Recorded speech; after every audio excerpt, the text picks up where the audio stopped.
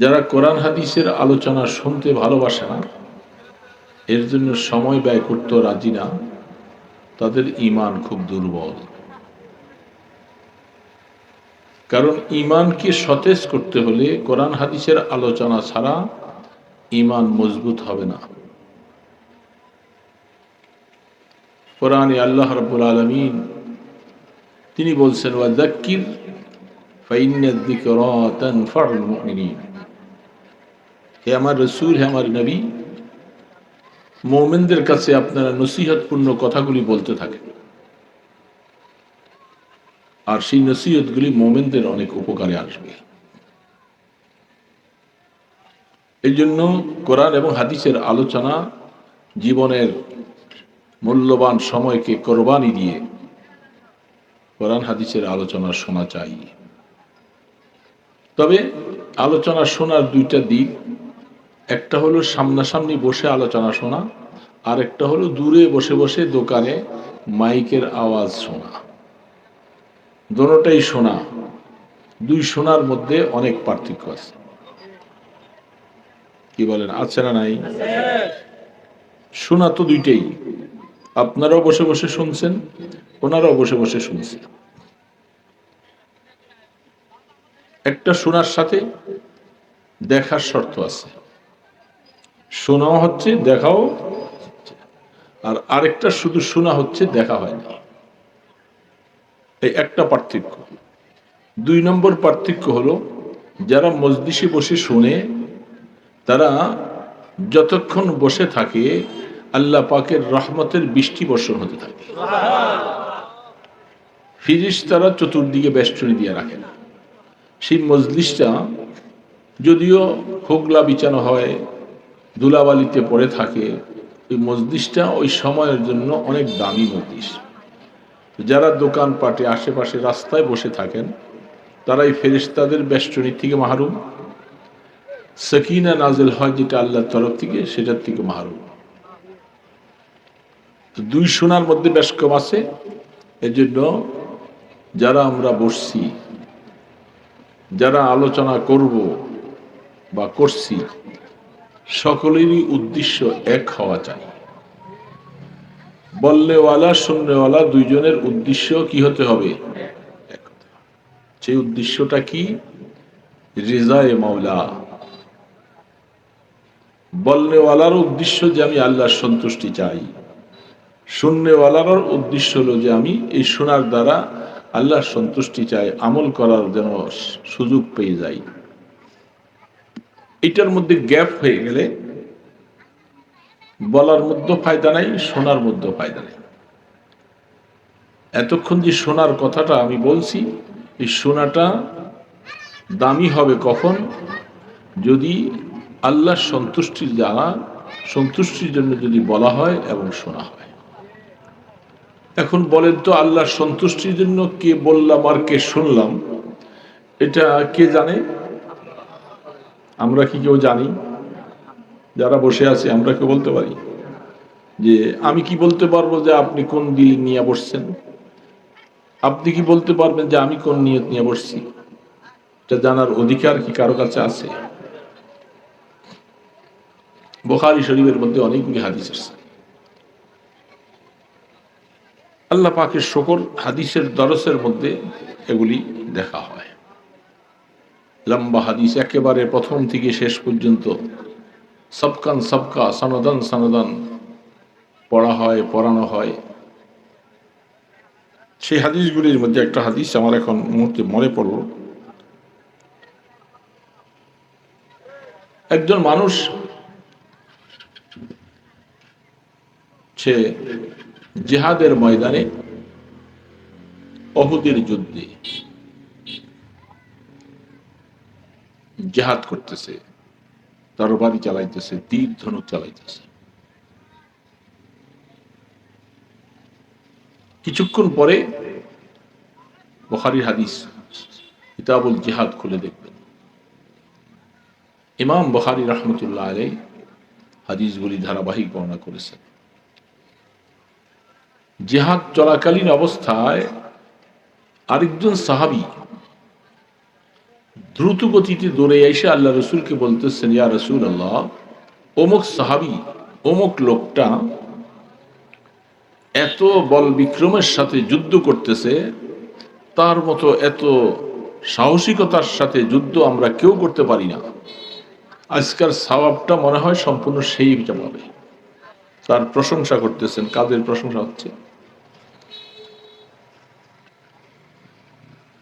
কথা বলা শেষ, রহমতে দো আলম হাবিবি কিবরিয়া মুহাম্মদুর রাসূলুল্লাহ সাল্লাল্লাহু আলাইহি ওয়াসাল্লাম তিনি বলতেছেন, হুয়া মিন আহলিন নার।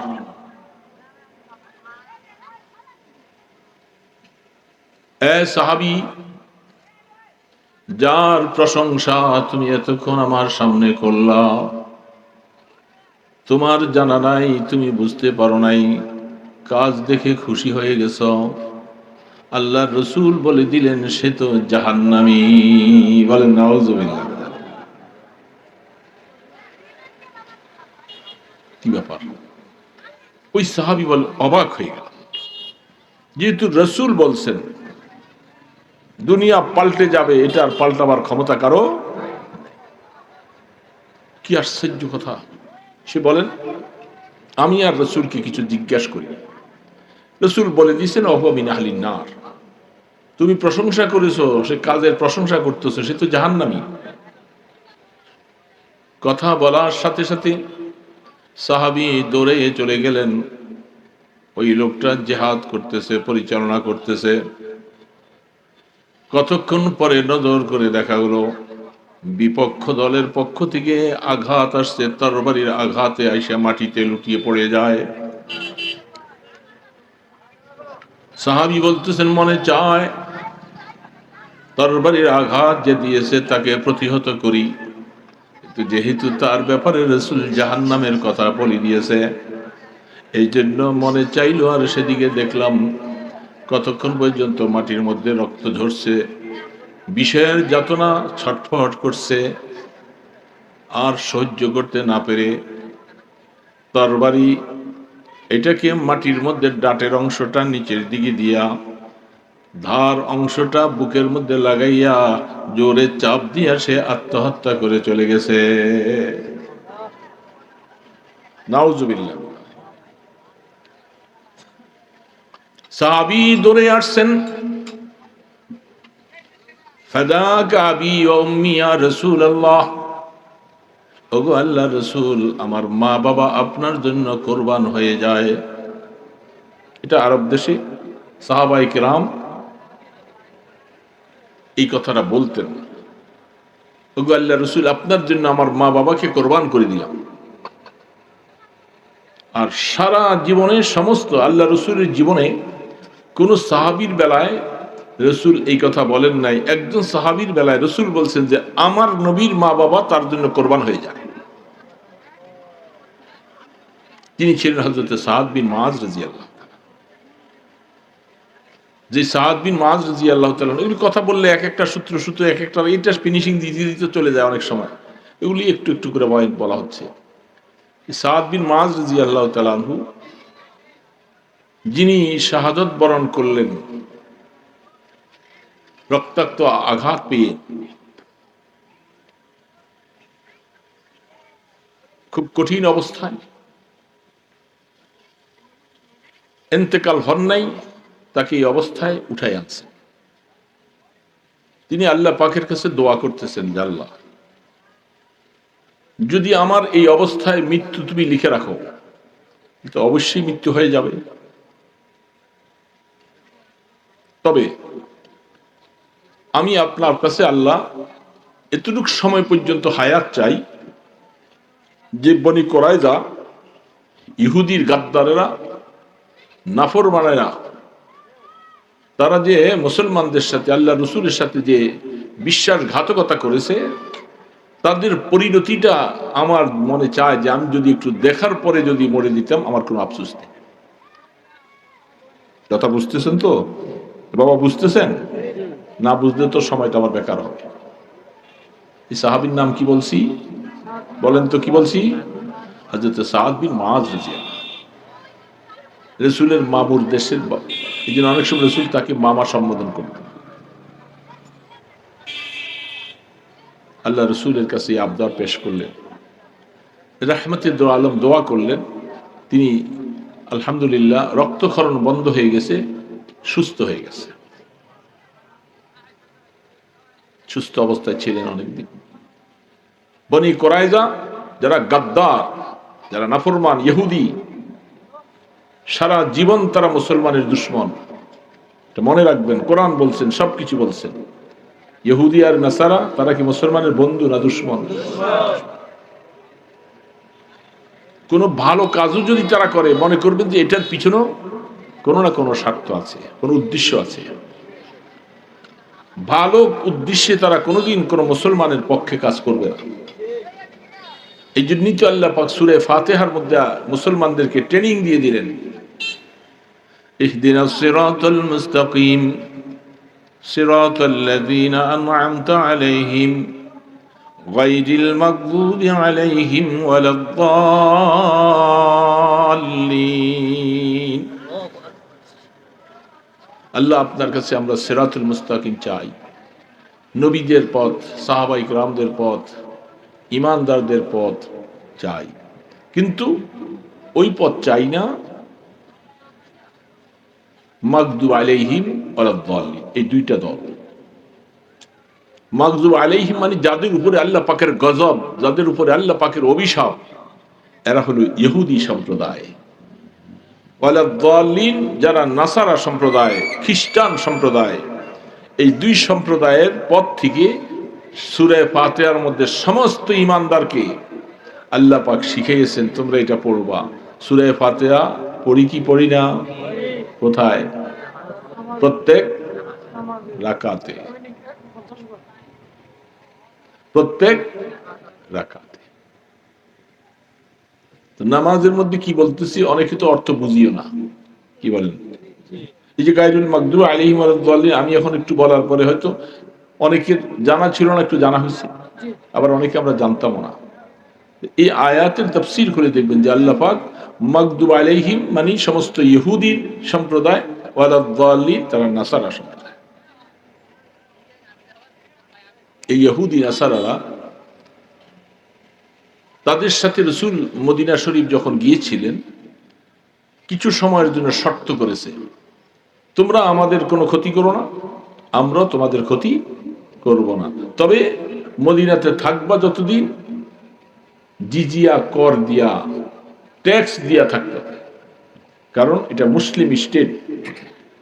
মদিনা শরীফে যখন আল্লাহর হাবিব, যখন তিনি রাষ্ট্রপতি, সাহাবায়ে কেরাম তারা সকলে সেখানে বসবাস করেন, এটা মুসলিম স্টেট। সেই মুসলিম স্টেটের ভিতরে অমুসলমানরা থাকতে হলে কি দিয়া থাকতে হবে? ট্যাক্স দিয়া থাকতে হবে।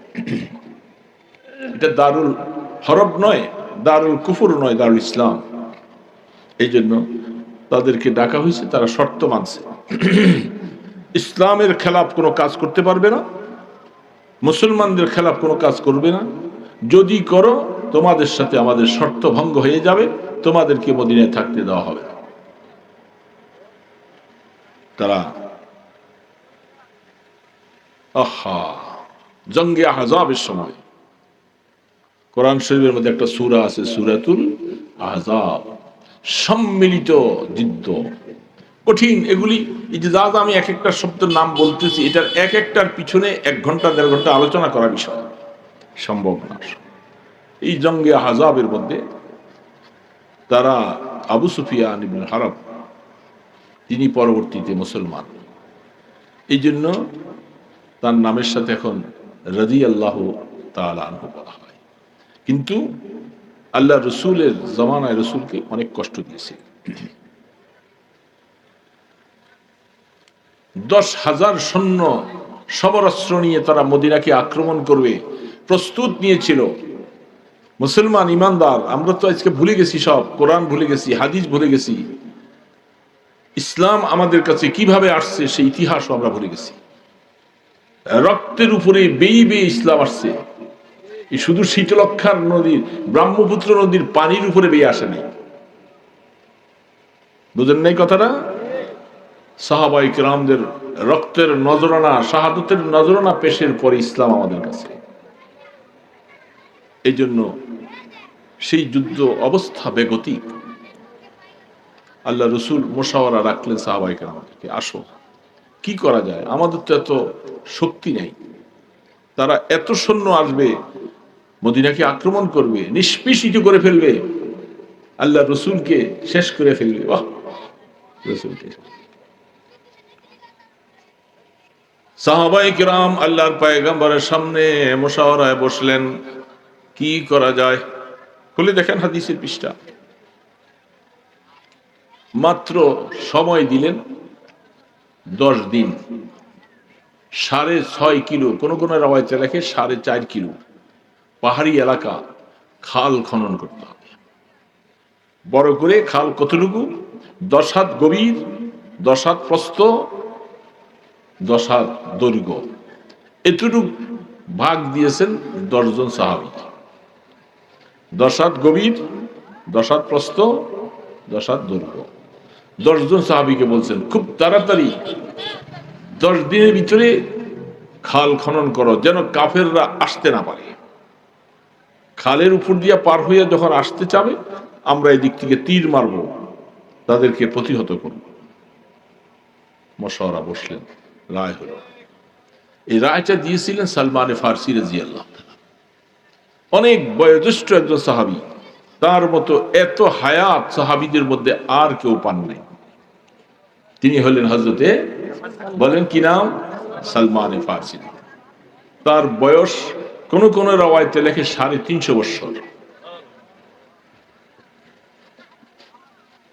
সেগুলির পিছনে অনেক কথা। বুখারীর মধ্যে কিতাব বুখারী 30 পারার প্রথম নেসফ অংশের শেষের দিকে সালমানে ফারসি রাদিয়াল্লাহু তাআলা আনহুর মানাকিব সম্পর্কে বয়ান করা হয়েছে। সেই সালমানে ফারসি এই পরামর্শটা দিয়েছে, ইয়া রাসূলুল্লাহ, আমরা পারস্য দেশে কাফিরদের মোকাবেলা করতে গেলে আমরা দেখতাম এইভাবে কাজগুলি করা হতো। আল্লাহ রসুল তার পরামর্শটা ভালো লাগছে, খাল খনন। এই খাল খনন করতে করতে সেই যুদ্ধের মধ্যে যে সাহাবায়ে কেরাম কি কষ্ট করেছেন, এটার বর্ণনা করতে গেলে চোখের পানি রাখা যায়।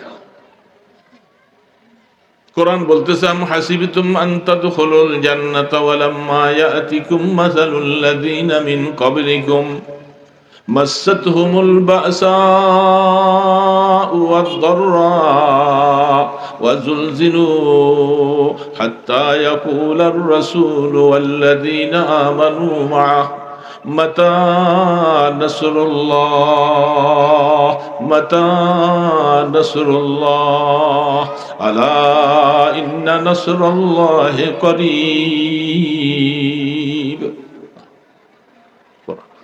তোমরা বেহেশতে যাইতে চাও হে ঈমানদারেরা?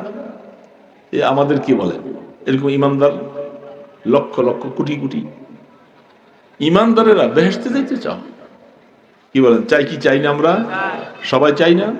সবাই জান্নাতের বাসিন্দা বলতে চায়। আল্লাহ বলতেছে,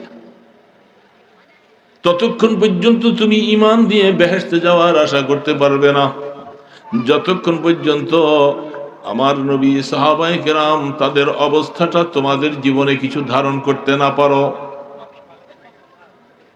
তারা খানা পায় নাই, পেটের মধ্যে পাথর বেঁধে বেঁধে কাজ করেছে, বাঁধে নাই, খাবার নাই। আল্লাহ রসুল রাহমাতুল আলমের কাছে সাহাবায়ে কেরাম বলেন, ইয়া রাসূলুল্লাহ, ক্ষুধার জ্বালায় আর পারি না, একটা একটা খেজুর খেয়ে পানি খেয়ে কাজ করতেছে। খবর আসতেছে যে কাফেরের দল চলে আসছে, তাড়াতাড়ি করে খাবার নাই। রাসূল বলেন, দেখো তোমরা একটা পাথর বাঁধছো, আমি 3টা পাথর বাঁধছি। ক্ষুধাওয়ালা পেটের মধ্যে চাপ দিয়া রাখলে ক্ষুধা কম লাগে, এই জন্য পাথর বাঁধছে। পাথর বেঁধে কাপড় দিয়া পেটের মধ্যে চাপ দিয়া রাখছে। রাহমাতুল আলম, ইমানদার মুসলমান, আপনি তো শুনতেছেন, আমি বলতেছি। তাফসীর খুলে দেখেন, হাদিসগুলি খুলে দেখেন, চোখের পানি রাখা যায় না। রাহমাতুল আলম নিজে মাথার মধ্যে মাটি নিয়ে বহন করতেছেন, সারাটা শরীর আল্লাহ রসুলের শরীরের মধ্যে ধুলা বালি আবৃত হয়ে গেছেন। সাহাবায়ে কেরাম বলছে, ইয়া রাসূলুল্লাহ আপনি কেন? রাসূল বলেন, না, তোমাদের জান্নাতের আশা, আল্লাহর সন্তুষ্টির আশা, আমার কি আশা নাই? আমিও তোমাদের সাথে আছি। সেই যুদ্ধটা প্রায় দীর্ঘ 1 মাস, শীতের দিন, কঠিন শীত, আরব দেশের শীত, বিশেষ করে মদিনা শরীফে শীত বেশি পড়ে। শীত মৌসুমে যদি কেউ হজ করে থাকেন বুঝতে পারবে যে কি শীত আসে। এহরামের উপর দিয়া চাদর গায়ে দিয়া তারপরেও শীত ঠিকানা যায় না, সাহাবায়ে কেরাম থরথর করে কাঁপে। এখন মসজিদে ফাতা যেখানের মধ্যে, সেখানে রাহমাতে দো আলম তিনি অবস্থা দেখে হযরত আবু বকর সিদ্দিক এক জায়গায়, ওমর এক জায়গায়, ওসমান এক জায়গায়, আলী মুর্তজা এক জায়গায়, ফাতেমা রাদিয়াল্লাহু তাআলা এক জায়গায়, এইভাবে তারা বসে আছেন। কোরআন খুলে দেখেন, হাদিস শরীফ খুলে দেখেন, সূরা বিশেষ করে বুখারীতে রওয়ায়াত আসছেন, আল্লাহ রাসূল বলেন আল্লাহ পাক তাদের কবরকে জাহান্নাম করবে, তারা আমাকে, আমার সাহাবায়ে কেরামকে 4 ওয়াক্ত নামাজ পড়বার সুযোগটাও দেয় না। 4 ওয়াক্ত নামাজ রাসূলের জীবনে কাজা হয়ে গেছে। কি পরিস্থিতি হলে বলে যে একটু সেজদা দিব, ইশারা করে পড়বো, এই সুযোগও তারা দেয় নাই। তারা অস্ত্র এইভাবে তাক করে রাখছে, 4 ওয়াক্ত নামাজ কাজা হয়েছে। তখন পিছনে বড় আওয়াজে কথা বলো, বাবা কারা তোমরা, কথা বলো না। কোরআন হাদিসের আলোচনা হচ্ছে, তোমার যদি ভালো না লাগে তুমি বড় আওয়াজ দিও না বাবা। কোরআন এবং হাদিসের আলোচনার সাথে বেয়াদবি করো না। কপাল পোড়া হলে তো কিছু করা যাবে না। হ্যাঁ, এখানে কোরআন এবং হাদিসের হেদায়েতের কথা বিতরণ হচ্ছে, কিন্তু তোমার মনে একটু রেখাপাত করে না। আহা, এই যুবক কতদিন যুবক থাকবা, কতদিন আর এইভাবে বিরোধিতার মন নিয়ে থাকবা? আল্লাহু আকবার। তুমি কি জুয়ান সারা জীবনে থাকবা? বুড়া হবে না? কবরে যাওয়া লাগবে না? এই জন্য কোরআন হাদিসের মজলিসের সাথে, উলামায়ে কেরামদের সাথে, এদের সাথে বেয়াদবি করলে কপাল পুড়ে যায়। সাবধান, আমার কি ক্ষতি হবে? ক্ষতি তো তোমার হয়ে যাবে। আল্লাহর কোনো ক্ষতি হবে না, রাসূলের কোনো ক্ষতি হবে না, তুমি কপাল পোড়া হয়ে যাবে। এই জন্য সেই একটা মাস আল্লাহর হাবিব, সাহাবায়ে কেরাম খাবার নাই দাবার নাই অবস্থায় আছেন। रहमत दो आलम हबीब किबरिया सरकार दो आलम महबूब खुदा इमामुल अंबिया खातमुन नबीन मुहम्मदुर रसूलुल्लाह सल्लल्लाहु अलैहि वसल्लम তিনি সিজদায় পড়ে আল্লাহর কাছে এবার কাঁদতেছে বারবার করে, মাতা নাসরুল্লাহ, আল্লাহ আল্লাহ আপনার সাহায্য কবে আসবে? আমরা তো আর পারি না।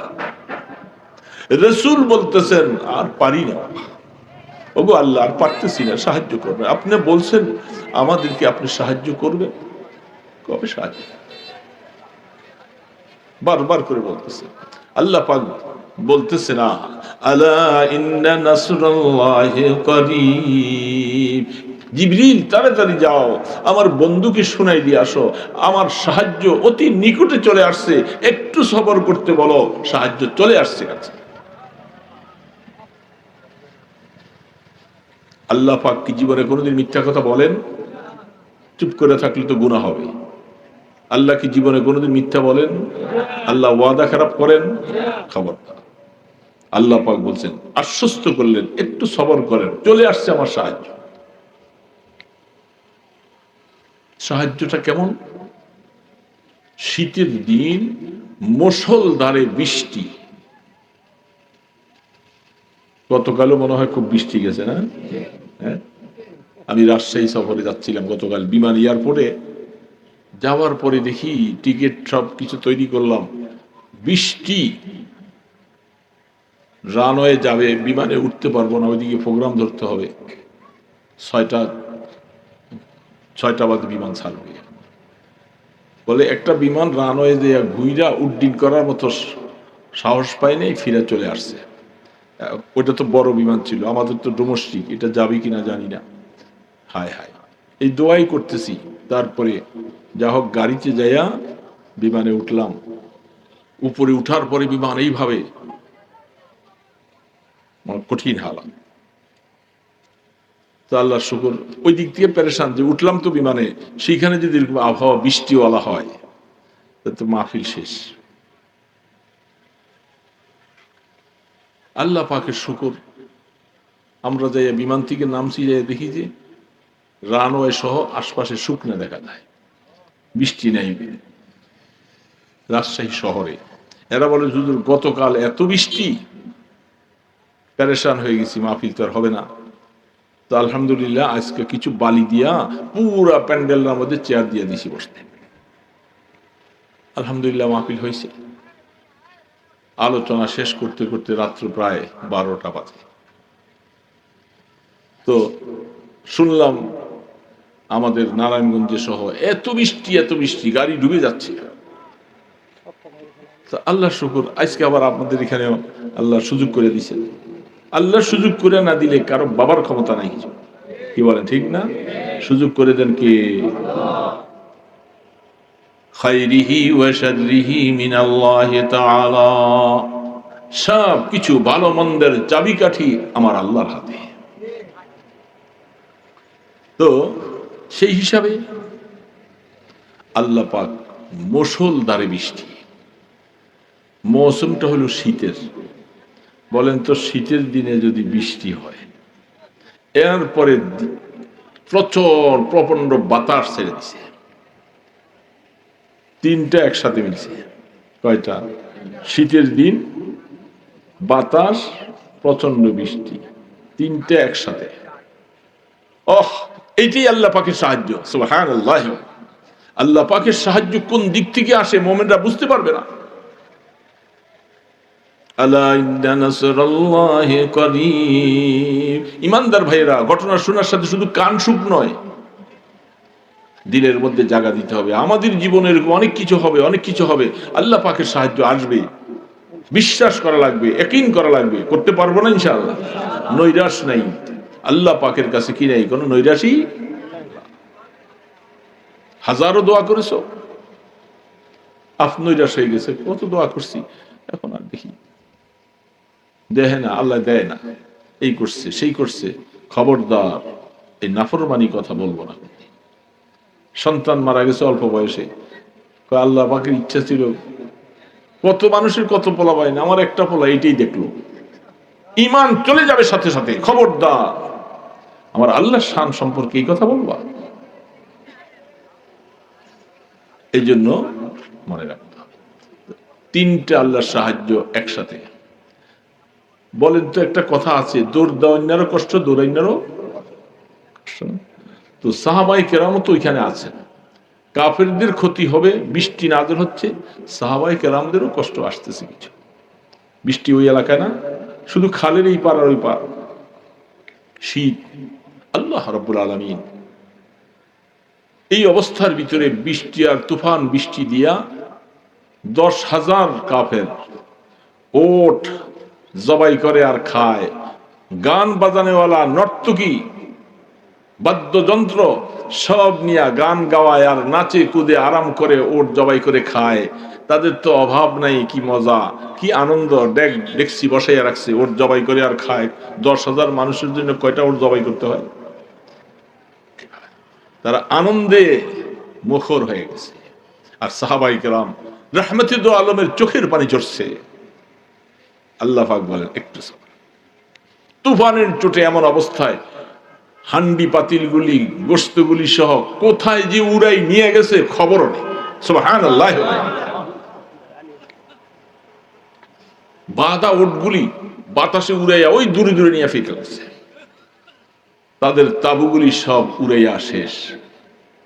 বেশি সময় লাগে না, আল্লাহ পাকের আযাব আর গজব একটু দিলেই বাস কারবার শেষ। বেশি লাগে? সব তছনছ করে দিচ্ছে। আল্লাহর হাবিব বুখারীতে আছে, হেডলাইন করেছে বুখারী আলী রাহমা, বাবু তালইয়া, হেডলাইন, অনুমান তৈরি করেছেন, জাসুসি, সিআইডি, এই সম্পর্কে বুখারী আলী রাহমাতুল্লাহ হেডলাইন করেছেন। কে পারবে? কাফেররা কি অবস্থায় আছে? এই অবস্থায় খালটা পার হইয়া ওই পারে যাইবা, যে তারা কি অবস্থায় আছে একটু এসে আমাকে জানাই।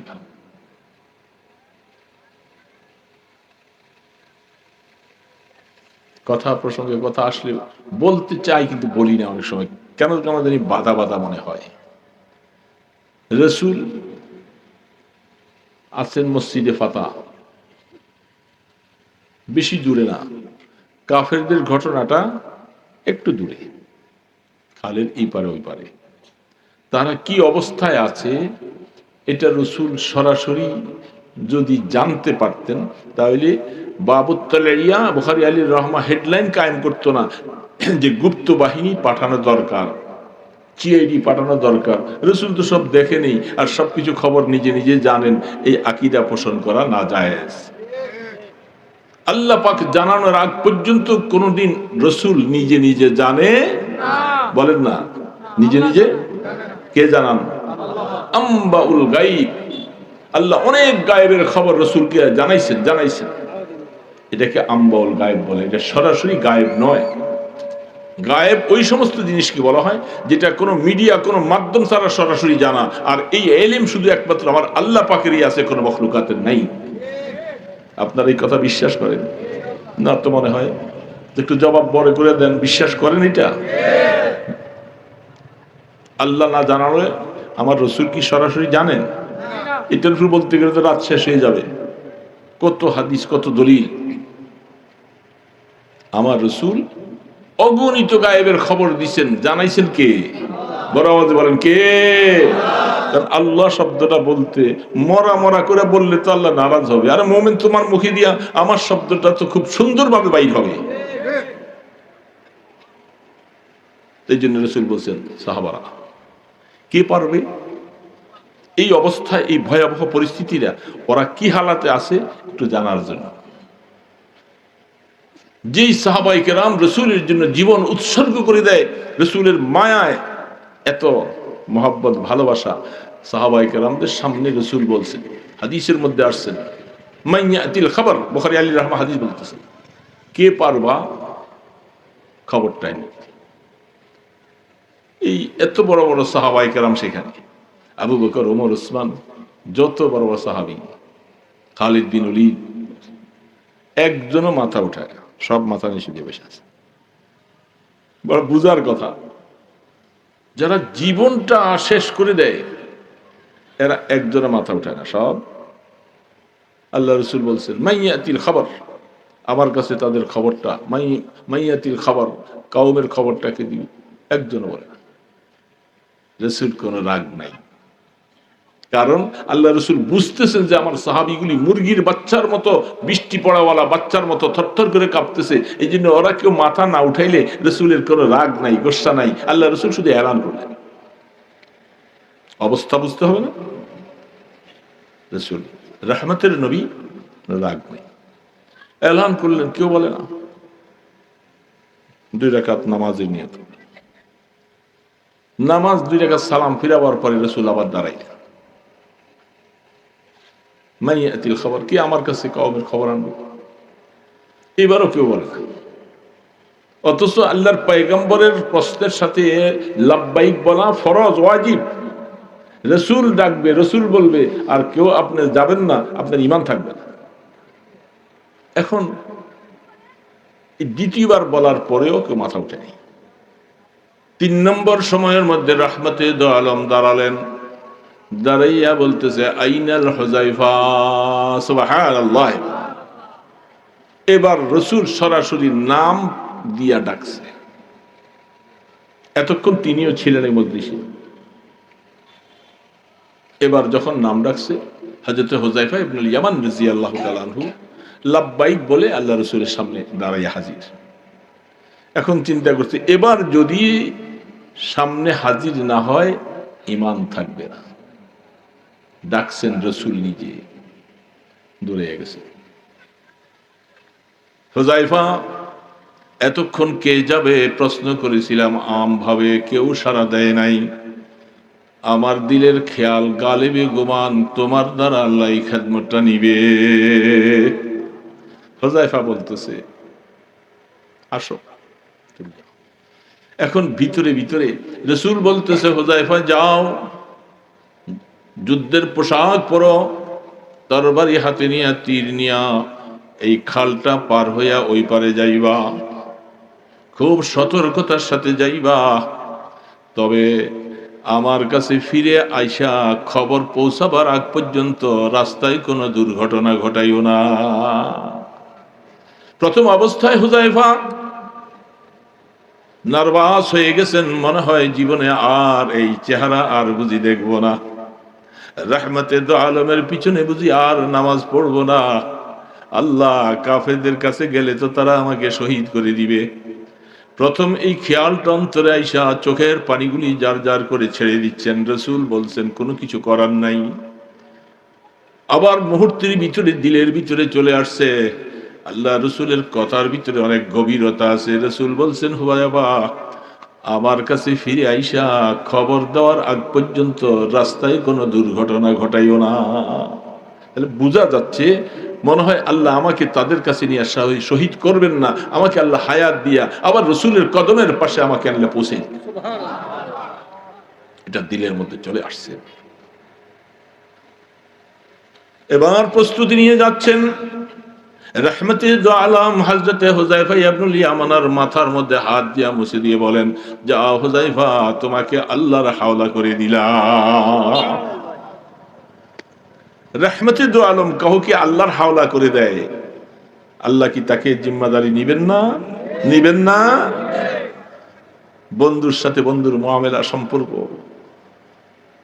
হযরত হুযায়ফা বলতেছেন, ওয়াল্লাহি কসম বা খোদা, আমি আল্লাহর জাতের কসম খাইয়া বলতেছি, মসজিদে ফাতা পাহাড়ের উপরে এখান থেকে যখন কদমটা আমি এইভাবে দিলাম মসজিদ থেকে বাইর হইয়া, প্রচন্ড ঠান্ডা শীত, থরথর করে কবে কাঁপে, মাত্র বের হয়েছি, আমার মনে হয় যেন আমি এয়ার কন্ডিশনের ভিতরে চলে আসলাম। শীত কাকে বলে আমি এখন আর বুঝি না। আমার চতুর্পাশে যেন একটা এয়ার কন্ডিশন বেষ্টনী দিয়ে ফেলছেন। আমি এখান থেকে নেমে পাহাড় ওই 10 হাত গভীর, 10 হাত প্রস্থ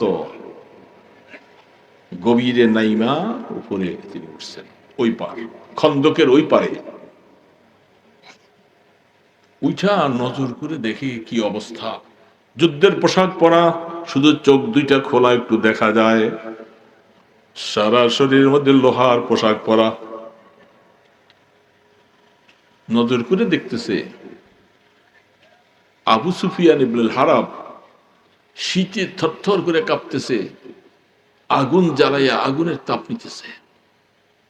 আর নজর করে দিয়ে তাবু নাই একটাও, হান্ডি পাতিলগুলি যেগুলি মুস করে খায় আর নাচে আর গায়, কোথায় উড়ে গেছে তসনস, আগুন তাপ নিতেছে।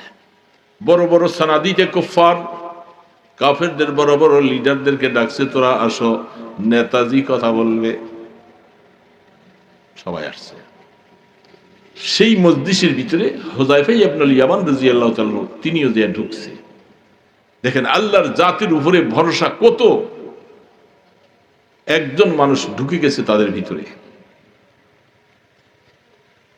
ঢুকার পরে আবু সুফিয়ান বলতেছে, এই তোমাদের সাথে আমি এখন একটা গোপন কথা বলবো, কোন সিআইডি গোয়েন্দা মুহাম্মদের পক্ষ থেকে কেউ আছে কিনা, আসতেও তো পারে, খুব সাবধানতা অবলম্বন করো। প্রত্যেকের পাশে যে আছে সে তাকে চিনে নাও, সে কাগলস্কার কাদের সন্তান, কার ব্যাপার, এটা একটু পরিচয় নিয়ে নাও, তারপরে কথাটা বলবো। বলেন তো এখন সমস্যাটা জটিল না সহজ? অনেক জটিল। মুহূর্তের ভিতরে হাদিস শরীফের মধ্যে আসছে, আল্লাহর রাসূল বলেন, যারা ইমানে কামেল হয়, মুমিন হয়, আল্লাহওয়ালা হয়, মদিনার পয়গম্বরের সুন্নাত দ্বারা যাকে জীবনকে যারা রঙ্গায়, এই ধরনের লোকগুলাকে মুমিনে কামেল বলা হয়। রাসূল বলেন, যখন মুমিনে কামেল এরকম কেউ যদি হয়ে যায়, তখন আল্লাহ রাসূল বলেন, ইত্তাকু ফিরাসাতাল মুমিন ফাইন্নাহু ইয়ানজুরু মিন নূরিল্লাহ। আমার উম্মতের মধ্যে, আল্লাহর বান্দাদের মধ্যে এমন কিছু নেককার আল্লাহওয়ালা মানুষ আছে, যাদেরকে আল্লাহ পাক ফেরাসাত দান করেছেন, একটা মাথার মধ্যে এমন বুদ্ধি দান করে, উপস্থিত বুদ্ধি দিয়া অনেক কাজ সমাধা করতে পারে। এই জন্য রাসূল বলছেন, সাবধান, এই ধরনের মানুষের সাথে জীবনে কোনোদিন বেয়াদবি করবা না, খবরদার, যদি করো কপাল পুড়ে যাবে। ইত্তাকু ফিরাসাতাল মুমিন ফাইন্নাহু ইয়ানজুরু মিন নূরিল্লাহ, কারণ তারা আল্লাহর পক্ষ থেকে অন্তর্দৃষ্টিটা তাদের খুলে যায়, সেই অন্তর্দৃষ্টি দিয়া তারা দেখে। সুবহানাল্লাহ। হযরত হুযায়ফা ইবনুল ইয়ামান চিন্তায় পড়ে গেছিলেন, মুহূর্তের ভিতরে আল্লাহ পাক মাথার মধ্যে বুদ্ধি ঢুকাই দিয়েছেন। কে দিছে? আল্লাহ পাক রব্বুল আলামিন। তখন নেতা কথা বলার সাথে সাথে তার ফলোয়াররা যারা আছে এরা একে অপরকে হাতে ধরে ধরে, যুদ্ধের পোশাক পরা তো চিনে বড় কষ্ট, চেহারা দেখা যায় না, চেহারা না দেখলে মানুষ শনাক্ত করা যায় না। কি বলেন, ঠিক না ঠিক? এবং এই জন্যই আল্লাহ পাক চেহারাটাকে সৌন্দর্যের মার্কাজ বানাইছে। চেহারাকে সৌন্দর্যের, পিছন দিয়ে যতই আপনি তাকান, লোকটা কে কে বলতে পারবেন? চিনতে হলে সরাসরি সামনে আসে। এই জন্য চেহারা সৌন্দর্যের মার্কাজ। মেয়ে দেখতে গেলে পুত্রবধূ স্বামী হবে, মেয়েটার শুধু পা দেখেই কি খুশি? হাত দুটা দেখেই খুশি? কি দেখে? চেহারাটা। এই জন্য চেহারা সৌন্দর্যের মার্কাজ। হাদিসের মধ্যে আসছেন, তুমি তার চেহারা দেখবা। স্ত্রী বউ স্বামীর চেহারা দেখবে, স্বামী বউর চেহারা দেখবেন, দুইজন হয়ে যাবে। এখন আমাদের দেশে কিছু মানুষ এমন আছে, রাস্তায় ঘাটে মহিলারা যখন বের হয়, তারা বলতেছে শুধু এই শরীরের মধ্যে বোরকাটা গায়ে দিয়া এই ফেসটা খোলা রাখলে কোনো গুনাহ হবে না, এটা পর্দা হয়ে যাবে। আমাদের দেশে কিছু দল, কিছু রাজনৈতিক লোক, কিছু ব্যক্তিরা এই কথা বলে। খবরদার, এটা সম্পূর্ণ কোরআন বিকৃত হবে। কোরআনে বলছেন পর্দা করতে হবে। একটা দলিল দেখি, ইল্লা মা যাহারা মিনহা, বলে কোরআনের মধ্যে সমস্ত শরীর তুমি ঢাকো, তিনটা অংশ বাদ দিয়া, ফেস, দুই হাতের কবজা, দুই পায়ের টাকনুর নিচে, তিনটাকে খোলা রাখার জন্য আল্লাহ পাক ইজাজত দিয়েছেন। এটাকে দলিল বানায় তারা বলে মেয়েরা রাস্তায় ঘাটে যাবে, হাটে বাজারে যাবে, কলেজে ভার্সিটি যাবে, বোরকা থাকবে, মুখটা খোলা থাকলে কোনো গুনাহ হবে না। কোরআন বুঝে নাই ওরা। ইসলামকে বিকৃত করা হচ্ছে, কোরআনকে বিকৃত করা হচ্ছে। এই তিনটা অংশ খোলা রাখার জন্য কোরআন বলছে, তাফসীর খুলে দেখেন, কোরআন বলছে যে তিনটা অংশ খোলা থাকবে কাদের সামনে? এই মহিলাটার মোহরেম যারা, বাবা, ভাই, মামা, এইভাবে যারা আছে তাদের সামনে এতটুকু খোলা রাখা শরীয়তে জায়েজ। এছাড়া বাবা, ভাই, আত্মীয় স্বজন, মোহরেম যারা আছে এদের সামনে এটা ছাড়া বাকি অংশ খোলাও জায়েজ নেই। এটাকে লাগাই দিছি যাইয়া সব মেয়েরা। এখন এই জন্য তারা অনেক, তাদের দলের লোকেরা বলে যে বোরকা পড়ছে, ফেস খোলা। আপনাদের দেশে আছে মাদ্রাসাগুলোর মধ্যে অনেক ছাত্রীরা আছে, এই ছাত্রীগুলি বালেগা, বড় হয়েছে।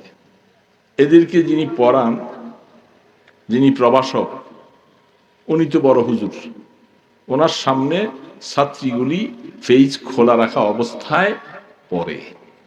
এরকম আছে না নাই? দেখছেন আপনারা? স্কুলে, কলেজে, ভার্সিটিতে, মাদ্রাসায়, বিশেষ করে আপনাদের কেউ, আমি কারো পার্সিয়ালিটির কথা বলি না, সরকারি মাদ্রাসার মধ্যে নারী পুরুষ একসাথে ক্লাসে বসার জন্য আদেশ আছে না নাই? ফাজিলের, আলেমের, দাখিলের ছেলেরা, ওরা কি বালেগ হয়েছে নাকি না বালেগ? এই বালেগ ছাত্ররা টেবিলের এক পাশে, বালেগা মেয়েগুলি আরেক টেবিলে পড়াইতেছেন। যে ওস্তাদ, উনি হয়তো বিবাহিত হতে পারে, অবিবাহিত হতে পারে, তো ওনার সামনে এইভাবে ফেসটা খুইলা যে মেয়েগুলি বসে, এবং পাশে ডান পাশে টেবিলে যেই ছেলেগুলি আছে এরা এদেরকে দেখে কি দেখে না? এদের পর্দা কি পুরোপুরি আদায় হলো? ওই মুহাদ্দিস সাহেব যিনি পড়ায় ওনার জন্য কি পর্দা আদায় হলো? এই হাদিস দিয়া, এই কোরআন দিয়া যদি আপনি দলিল দিয়া বলেন যে এটুক পর্যন্ত খোলা রাখতে আল্লাহ বলছেন, তাহলে সম্পূর্ণ কোরআনকে আপনি বিকৃতি করলেন, তাফসীর বীর রায় করা হলেন, হারাম করলেন, জায়েজ হলো না আপনার জন্য। যে এই কাজটা করবে তারা গুনাহ কবিরার মর্তাকে ভাবে। গুনাহ কবিরা বেপরদগী নারীদের চেহারা দেখা, বারবার করে দেখা, রাসূল বলছেন গুনাহ কবিরা। জিনা হুমান নাজার, আল আইনান, দুইটা চক্ষু, তাদের জেনা হয় কি দিয়া? নজর দিয়া। এই নজর দিয়া দেখলে জেনা হয়। প্রথম দৃষ্টিতে গুনাহ মাপ, অনিচ্ছাকৃত চোখের সামনে পড়ে গেছে, চোখ ফিরিয়ে ফেলছেন, গুনাহ। তারপরে যখন আবারও একটু দেখেন, আল্লাহ রাসূল বলছেন, ইয়া আলী লা তুতবিউন নাজরাতান নাজরাতা ফাইন্না লাকাল উলা ওয়া লাইসা লাকাল আখিরাহ। হে আলী, কোন বেগানা নারীর প্রতি যখন তুমি তাকাইবা, হঠাৎ করে যদি নজর পড়ে যায়, চেহারা ফিরিয়ে দাও, আল্লাহ পাক বলে তোমাকে মাফ করে দিব। কিন্তু তারপরে যখন তাকাইবা প্রত্যেকটা নজরে জিনার গুনাহ হবে। কিয়ামতের ময়দানে সীসা দিয়া চেহারার মধ্যে এইভাবে করে আগুন জ্বালাই দেওয়া হবে। এখন আছেন এখানে অনেকে আছেন, দলিল দিয়া প্রমাণ দিয়া বুঝাইতে পারবেন না, ইনশাআল্লাহ সেই সাহস আপনার নাই। কোরআনকে বিকৃতি করলে আপনি গায়ের জোরে বলতে পারবেন, কিন্তু তাফসীরের কথা আপনি বুঝাতে পারবেন না। যারা আমরা এখন এই কলেজে, ভার্সিটিতে, আলিয়া মাদ্রাসায়, ফাজেলে এইভাবে করে আমরা ছাত্রীদেরকে যারা এইভাবে ফেজ খোলা রাখা অবস্থায় পড়াই, গুনাহ কবিরা হচ্ছে। ওরকম এই ওলাদের পিছনে নামাজ পড়া মাত্র তাহারিমি হয়। গুনাহ কবিরা করবেন আর আপনি ইমামতি করবেন, আপনার পিছনে নামাজ পড়া জায়েজ হবে না। খোলেন মাসালা ফতোয়ার কিতাবগুলি। এই জন্য রাস্তায় ঘাটে চলতেছি আমরা, আমাদের সামনে এখন কি বলবো বলে এগুলো শত কথা। রাস্তায় ঘাটে চলি, গার্মেন্টসে, বিভিন্ন জায়গায়। আমাদের দেশে পর্দা আছে? পর্দা তো এখন আপনার ঘরের ভিতরে জানালার মধ্যে চলে গেছে। জিজ্ঞাসা করে পর্দা আছে বাড়িতে, কয় জি হুজুর আছে। কোথায়? ওই যে আমার জানালার মধ্যে খুব দামি পর্দা লাগাইছি, ওই পর্দা আছে।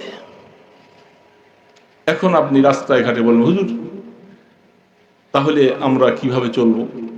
শহরে, বন্দরে, বিভিন্ন জায়গায় মহিলাদের লাগামহীন এইভাবে চলাচল হয়, তখন আমরা কেমনে চলবো? আমরা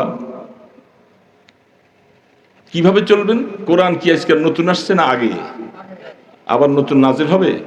কোরআন আর নাজিল হওয়ার সময় আছে? আল্লাহ পাক বলতেছে, কুল্লিল মুমিনিনা ইয়াগুদ্দু মিন আবসারিহিম ওয়া ইয়াহফাযু ফুরুজাহুম।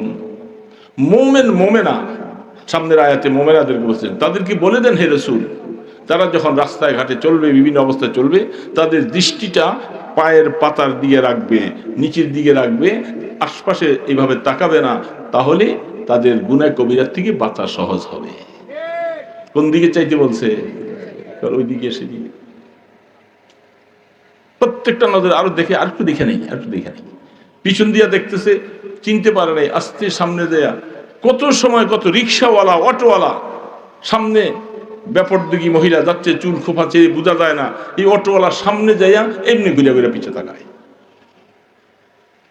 বাস্তব কথা বলতেছি, একটু খারাপ লাগতেছে না? বললাম ধারে, কারণ সামনে ফেজ না দেখলে মজা লাগে না, ঠিক না?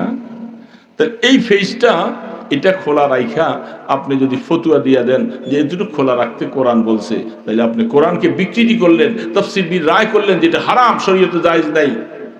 মান ফাসসারা বিল কোরআন বিরাইহি ফালিয়াতাবাওয়া মাকআদাহু মিনান নার, যে আমার কোরআনকে তার নিজের রায় অনুযায়ী তাফসীর করবে, সেজন্য তার ঠিকানাটা জাহান্নামে বেছে নেয়। এই জন্য দোস্তরা মনে রাখবেন, মাঝখানে জুমলায় মুতারাজা কথা কিছু বলছি, বুঝে আসুক বা না আসুক, গুনাহ থেকে বাঁচতে হবে। কবর কিন্তু সবার সামনে আছে না নাই? সেইখানে নেতা থাকবে না, খেতা থাকবে না, কারো বাহাদুরি চলবে না, সেখানে ক্ষমতা শুধু একমাত্র আমার আল্লাহ। সেখানে নিয়ে যখন যদি শাস্তি দেয়, বাঁচার উপায় নেই। তো এটা একটা কথার সূত্রদের আনছিলাম। ওই যে চেহারা বন্ধ, তার হযরতে বলেন না হুযায়ফা ইবনুল ইয়ামান,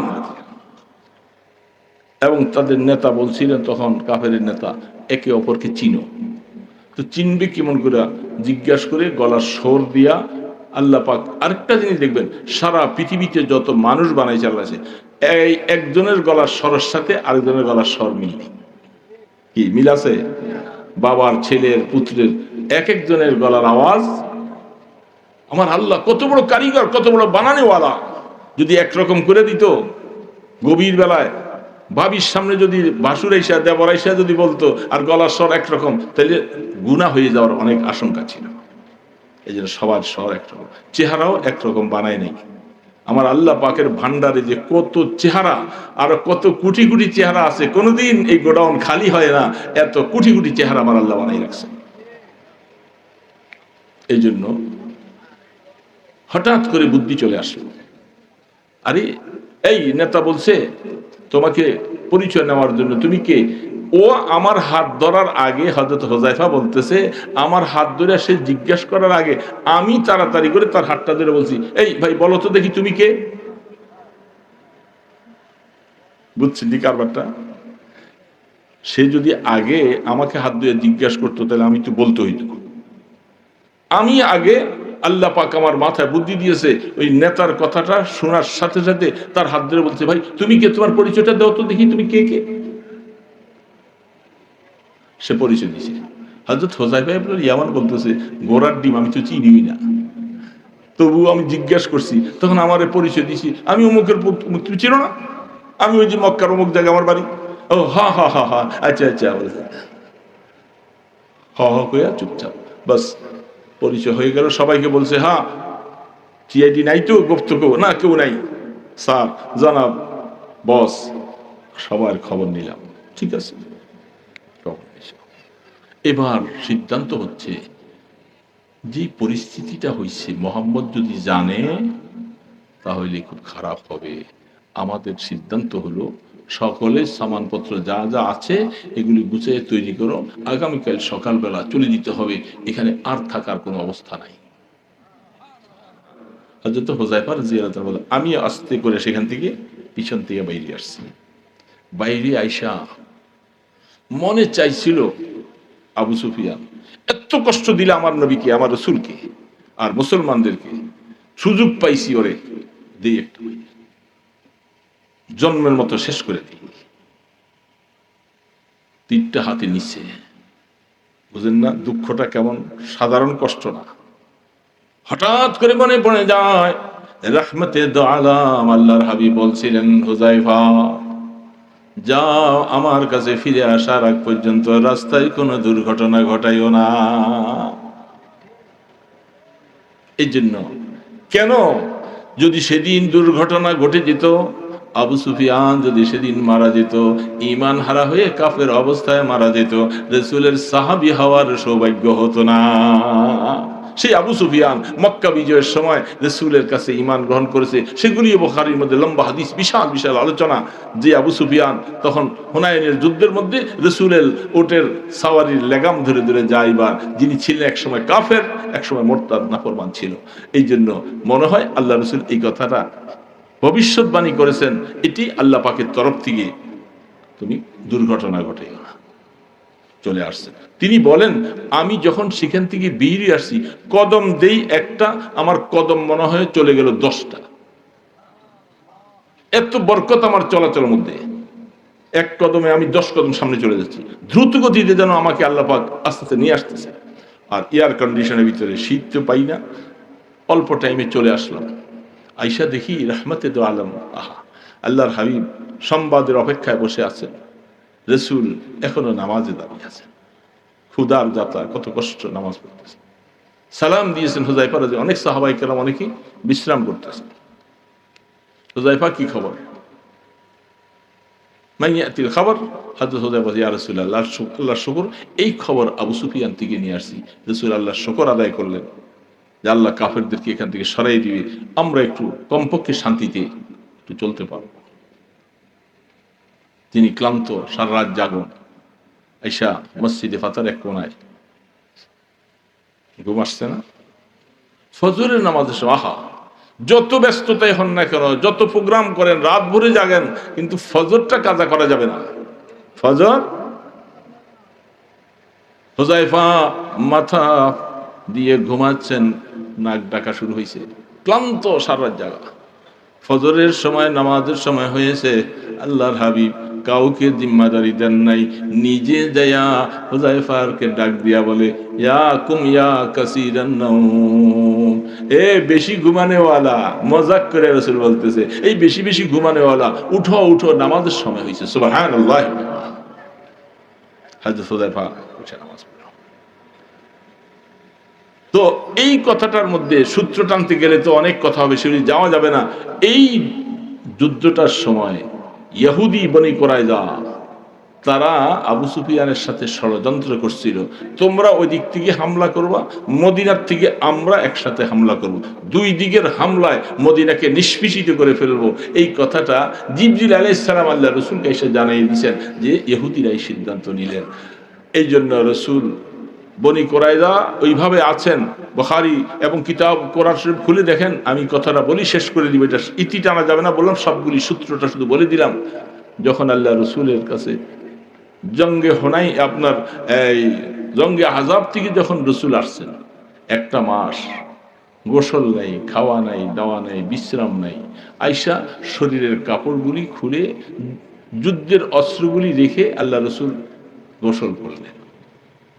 জিবরিল আলাইহিস সালাম মসজিদে নববীর বাহিরে দিয়া পায়চারি করে আর অপেক্ষায় রাসূলকে বলতেছেন, গো আল্লাহ রসুল, আপনি যুদ্ধের পোশাক খুলে ফেললেন, আমাকে তো আল্লাহ যুদ্ধের পোশাক খুলবার অনুমতি দেয় না। জিবরিল আলাইহিস সালামের যুদ্ধের পোশাক পরা, সাহাবাদের সুরত ধারণ করে, মাথার মধ্যে দীর্ঘদিনে ধুলাবালি পরে চুলগুলি সব একেবারে ফ্যাকাশে হয়ে গেছেন তিনি।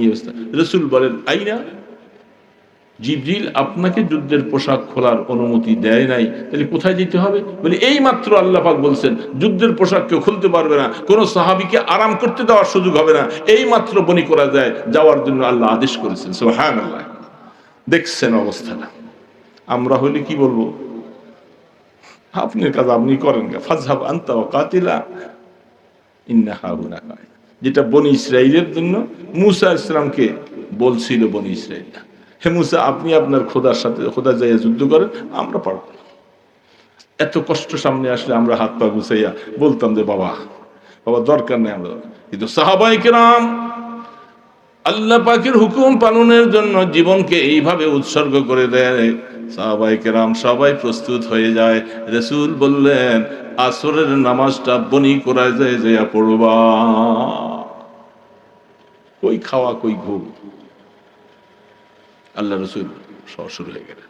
বনি কুরাইজা ইহুদি, গাদ্দার, মালউন, নাফরমান, আল্লাহ পাকের আদেশ, এদেরকে আর মদিনায় রাখা যাবে না, এরা ষড়যন্ত্রকারী, এরা মুসলমানদেরকে শেষ করার জন্য ষড়যন্ত্র করেছে, তাদেরকে মদিনায় রাখা যাবে না। এই রসুল চলছেন, সাহাবায়ে কেরাম ছুটছে বনি কুরাইজায় যাইবার সময়। রসুল কি বলছেন? আসরের নামাজ কোথায় পড়বে? কোথায়? বনি কুরাইজা। আসরের নামাজ কোথায় পড়বে? বনি কুরাইজা। দ্রুত গতিতে মাঝ রাস্তার মাঝামাঝি যাওয়ার পরে আসরের নামাজের সময় একেবারে যায়। এখন সাহাবাদের মধ্যে দুই দলে বিভক্ত। একদল বলতেছে, আহা কি আতি আল্লাহ ওয়া আতিউ রাসূল উলিল আমরি মিনকুম, সাহাবায়ে কেরাম কিভাবে যে রাসূলকে আনুগত্য করেছেন, তারা ছুটছে। একদল বলে নামাজের সময় যায়, নামাজটা পড়ি। আরেকদল বলতেছে রাসূল বলছেন বনি কুরাইজায় আসর পড়তে, সূর্য ডুববে কি ডুববে না এটা আমরা জানার দরকার নেই, এটা রাসূল বুঝবে। চিন্তা করছে কি হালাত। এখন এক দলের নামাজ কাজা হয়ে গেছে, আরেক দল আসর নামাজ রাস্তায় পড়ছে। দুনো দল আল্লাহ রসুল যাওয়ার পরে সামনে হাজির। কি করছো? ইয়া রাসূলুল্লাহ, আমাদের নামাজ তো কাজা হয়ে গেছে, আমার ভাইয়েরা পড়ছে, আমরা তো পড়তে পারিনি। রাসূল বলেন, দুনো দল ঠিক আছে, সুবহানাল্লাহি ওয়া বিহামদিহি।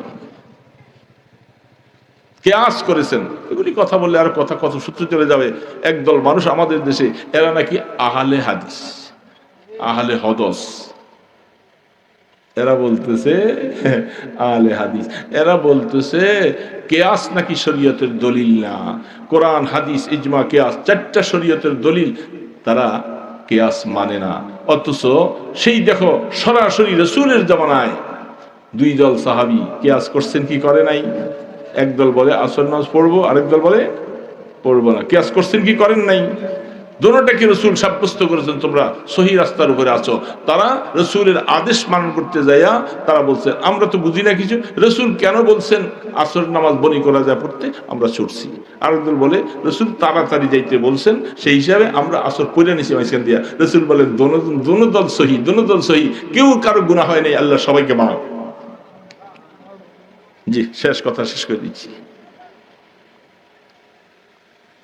তো এই অবস্থায় বনি কুরাইজার এই কাফের মালউন মুরতাদ ইহুদিদের অবস্থাটা দেখার জন্য হযরতে সাদ বিন মুআয রাদিয়াল্লাহু তাআলা দোয়া করেছেন আল্লাহর কাছে যে আল্লাহ আমাকে এই ইহুদিদের অবস্থাটা একটু দেখাও।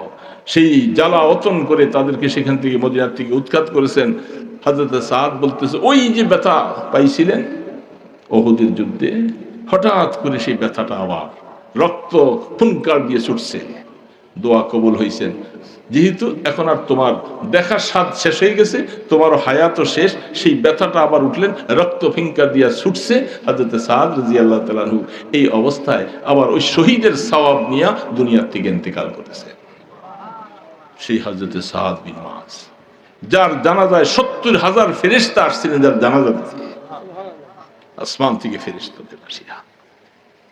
তো ওই সাহাবী সাদ বিন মুআযকে রাসূল বলছেন ফাদাকা আবি ইয়া উম্মি ইয়া রাসূলুল্লাহ। ওই যে প্রথম আলোচনার প্রথম বলছিলাম যে আমার মা বাবা আপনার জন্য কোরবান যায়, শুধু একমাত্র একজন সাহাবীর জন্য আল্লাহ রাসূল বলছিলেন, আর কোন সাহাবীর বেলায় বলে নাই। সাহাবায়ে কেরাম সব সময় বলতেন যে আল্লাহ আপনার জন্য গো রাসূল আমার মা বাবাকে কোরবানি দিয়ে দিলাম আপনার কদমের নিচে, সেইভাবে বলতেন। সেই সাদ বিন মুআযের জন্য রাসূল নিজে বলছেন আমার মা বাবা আপনার জন্য, তোমার জন্য কোরবানি হয়ে যাবে।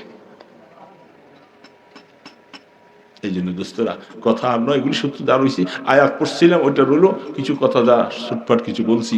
মনে রাখতে হবে দিন এমনি আসে নাই, দিন এমনি আসে নাই বাবা। এখন সারা দেশে ইহুদি নাসারাদের খপ্পর, বিভিন্ন রকমের ষড়যন্ত্রের মধ্যে আমরা এখন বসবাস করছি। আমাদের ঈমান নষ্ট করবে, আমাদেরকে বিভক্ত করে ফেলবে, আমাদের মধ্যে বিভিন্ন ইখতিলাফ ছড়িয়ে দিয়ে আমাদেরকে তছনছ করে দিবে, মুসলমানদেরকে এক হতে দিবে না। মুসলমান ফেরকাবন্দি হইয়া হইয়া হইয়া সব কমজোর আর নিস্তেজ হয়ে যাচ্ছে, আর ওরা মাইর দিতে সুবিধা হইতেছে। এই হলো আমাদের মুসলমানদের দশা। একদল আরেকদলকে কাফের ফতোয়া দিয়ে দেয়, একদল ওই করছে সেই করছে, আরে বাবা ফেরকাবন্দি। এই জন্য দোস্ত কথা শেষ করে দিলাম, চেষ্টা করব আল্লাহর দ্বীনের জন্য। এই যে খতমে নবুয়ত নিয়ে আগামী 15 তারিখ যে প্রোগ্রাম আসতেছে, সারা বাংলাদেশ ব্যাপী সবচেয়ে মহা সম্মেলন ডাকা হয়েছে। পাকিস্তান, সৌদি আরব এবং ভারত থেকে, দেওবন্দ থেকে, বিভিন্ন জায়গা থেকে বিদেশি মেহমানরা আসবেন। ওনাদেরকে আমরা বিমানের টিকিট সহ পর্যন্ত ব্যবস্থা করে দিয়ে দিচ্ছি, ইনশাআল্লাহ ওনারা আসবেন।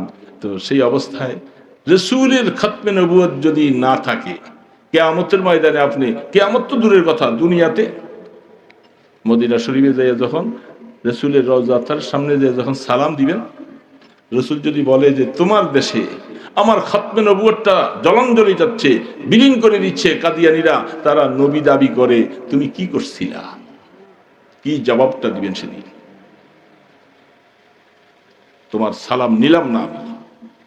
কিয়ামতের ময়দানে ঈমানদার কি জবাব? এখানে রাজনৈতিক কোনো প্ল্যাটফর্ম নয়, মুসলমান হিসাবে কোনো দল বুঝতেছি না, সবার জন্য নবী এক, আমার নবী খাতামুন নবীয়িন লা নবিয়্যা বাদি, তিনি তারপরে আর কোনো নবী নাই।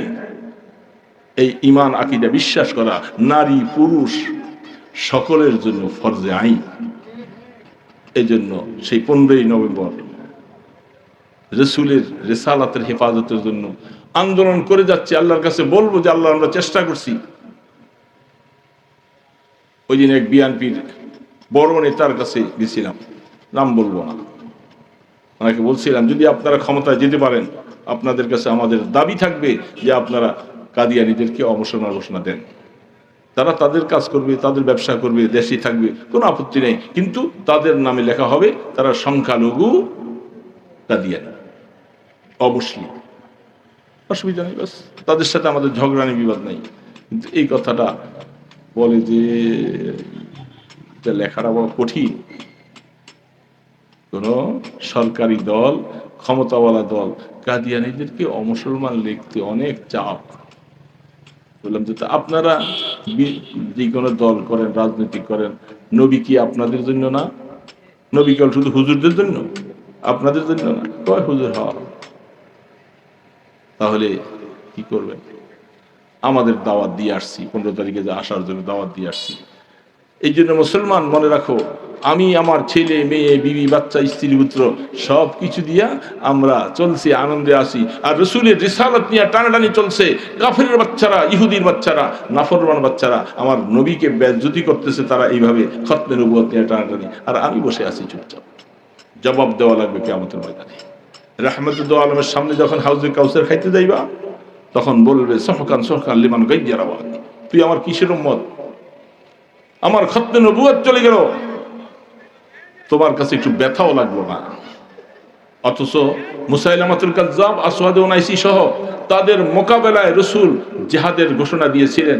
রাসূলের হিনে হায়াতে আসওয়াদ উনাইসিকে জাহান্নামে পাঠানো হয়েছিল। আর মুসাইলামাতুল কাযযাবের বিরুদ্ধে হযরত আবু বকর সিদ্দিক রাদিয়াল্লাহু তাআলা জিহাদ ঘোষণা দিলেন। 10,000 সাহাবী শাহাদাত বরণ করেছেন খতমে নবুয়ত প্রতিষ্ঠা করার জন্য। মুসলমান, এই জন্য কথা শেষ, আল্লাহ রসুলের খতমে নবুয়ত এবং দ্বীনের জন্য নিজেকে তৈয়ার করতে হবে। তাহলেই বাবাজিরা, যুবকেরা কিয়ামতের ময়দানে রসুলের সুপারিশ পাওয়ার আশা করা যায়। আমলনামা ডান হাতে আসবে, নতুবা সুপারিশ পাইবা না, খবর আছে। আল্লাহ সুবহানাহু ওয়া তাআলা এই কবরবাসীদের জন্য প্রোগ্রাম করেছেন। কবরবাসীদের কথা শুধু মুখে মুখে মনে করলে চলবে না, তাদের জন্য সবসময় দোয়া, ইস্তেগফার, কিছু দান ও খায়রাত সবসময় করবেন। মা বাবা কবরবাসী যারা চলে গেছে, শুধু আজকে নয়, সব সময় আপনি দোয়া করবেন। বছরে একবার কুলখানি করবেন, মৃত্যুবার্ষিকী, আর সারা বছর আর খবর থাকে না। এগুলি আসলে দোয়া না। প্রত্যেক দিন আপনার বাবার জন্য আপনার মায়া লাগে না? আপনি আপনার বাবার জন্য দোয়া করবেন, মার জন্য দোয়া করবেন। সবসময় নামাজ পড়েন 5 ওয়াক্ত, 5 ওয়াক্ত দোয়া করতে থাকে। ওই বছরে একবার আশায় বসে থাকে, কারণ ওই দিন বিশাল খাওয়ানোর ভাব হবে, এই খাওয়ানোর জন্য দৌড়াইতে থাকে। এই জন্য আল্লাহ পাক আমাদেরকে এই টুটাফাটা যে কিছু কথা বললাম, এগুলি আমল করার তৌফিক দান করেন। আলহামদুলিল্লাহি রাব্বিল আলামিন, ওয়াসসালাতু ওয়াসসালামু আলা আশরাফিল আমবিয়া ওয়াল মুরসালিন, ইয়া হাইয়্যু ইয়া কাইয়্যুম বিরহমাতিকা নাস্তাগীস। दुरूद व सलाम व बेहद व हमेशा मेरे माँ बाप उनके हक पर फिदा हो। आय अल्लाह, लक्ष कोटि दुरूद व सलामेर हादिया सोनार मदीनाय आपनार हाबिबेर रওজায় পৌঁছে দেন। আল্লাহ রাসূলের সাহাবায়ে কেরাম, আজওয়াজে মুতাহহারাত, খোলাফায়ে রাশিদিন, শুহাদায়ে ইজাম, তাবিঈন, তবে তাবিঈন সকলের আরওয়াহ মুবারকে পৌঁছে দেন। আল্লাহ, যারা মুসলমান কলেমা গো দুনিয়ার থেকে ইন্তেকাল করেছেন, সমস্ত মুসলমানদের কবরে সওয়াব পৌঁছে দেন। আল্লাহ, তারা আমার রসুলের উম্মত। আল্লাহ, দয়া করে মেহেরবানি করে আমাদের মা বাবা, দাদা দাদি, আত্মীয় স্বজন, স্ত্রী পুত্র, ছেলে মেয়ে যারা যেখানে কবরস্থ, আল্লাহ সকলের কবরের সওয়াবগুলি পৌঁছে দেন। আল্লাহ সকলের জিন্দেগীর গুনাহগুলি মাফ করে দেন। আয় আল্লাহ, আমাদের মা বাবা যারা জীবিত আছে সবার গুনাহ মাফ করে দেন। আয় আল্লাহ, সন্তানকে মা বাবার খেদমত করার জন্য তৌফিক দান করেন। ইয়া আল্লাহ, আমাদের ছেলে মেয়েগুলাকে তুমি মাফ করে দাও। আমাদের বিবি বাচ্চা ছেলে মেয়েগুলাকে হেদায়েত দান করে দাও, নামাজি বানাইয়ে দাও। আল্লাহ, আল্লাহ বেনামাজি সন্তানের বাবা আমাদেরকে বানাইও না। আল্লাহ, একটা সন্তানও যেন আমাদের বংশের মধ্যে বেনামাজি না থাকে। আল্লাহ, সবাইকে তুমি নামাজি বানাইয়ে দাও। আয় আল্লাহ, দয়া করে মেহেরবানি করে আমাদের সকলকে সুস্থতার হায়াত দান করো। জটিল কঠিন রোগে আমাদেরকে আক্রান্ত করে দিও না। আল্লাহ, আপনার রহমতের জিন্দেগি আমাদের নসিব করে দেন। আল্লাহ, আল্লাহ আপনার বন্ধুর খতমে নবুয়ত নিয়ে 15 তারিখে আল্লাহ মহাসমাবেশের ডাক দিয়েছে। আল্লাহ, আল্লাহ সারা দেশ থেকে মুসলমানদেরকে একত্রিত করে আল্লাহ আমাদের এই দাবিটা আদায় করার তৌফিক দান করে দাও। যারা প্রশাসনে আছে আল্লাহ তাদেরকে তুমি দয়া করে সমুজ দান করো, হেদায়েত দান করো, কিয়ামতের ময়দানে নবীর সুপারিশ পাওয়ার উপযুক্ত বানিয়ে দাও আল্লাহ। ইয়া আল্লাহ, আয় আল্লাহ মেহেরবানি করে আয় আল্লাহ এই মজলিসকে তুমি কবুল করে নাও। যাদের মাগফিরাতের জন্য তারা আয়োজন করেছে, এলাকার সমস্ত কবরস্থানের মুর্দেগানদের গুনাহ মাফ করে দাও। ইয়া আল্লাহ, এই নদীর পাড়ে এলাকায় মুসলমানরা বসবাস করে আল্লাহ সবাইকে নামাজি বানাইয়া এই যুবক যারা আছে তাদেরকে কোরআন শিখে দিনে নামাজ পড়ার তৌফিক দান করো। এ আল্লাহ, মহিলাদেরকেও আল্লাহ তুমি মেহেরবানি করে মাফ করে দাও, তাদেরকে পর্দানিশি করে দাও, আবেদা সালেহা দিনদারিনী বানিয়ে দাও, তাদের ঔরসে নেককার সন্তান দান করিও। আয় আল্লাহ, মাহফিলের আয়োজন যারা করেছে আল্লাহ সবাইকে তুমি হেদায়েত দান করে দাও। আয় আল্লাহ, যখন দুনিয়ার থেকে উঠাই নিবা আল্লাহ আমাদেরকে মেহেরবানি করে আল্লাহ ঈমানের মওত নসিব করি। সাল্লাল্লাহু তাআলা আলা খায়রি খালকিহি মুহাম্মাদিন ওয়া আলা আলিহি ওয়া আসহাবিহি আজমাইন বিরহমাতিকা ইয়া আরহামার রাহিমিন।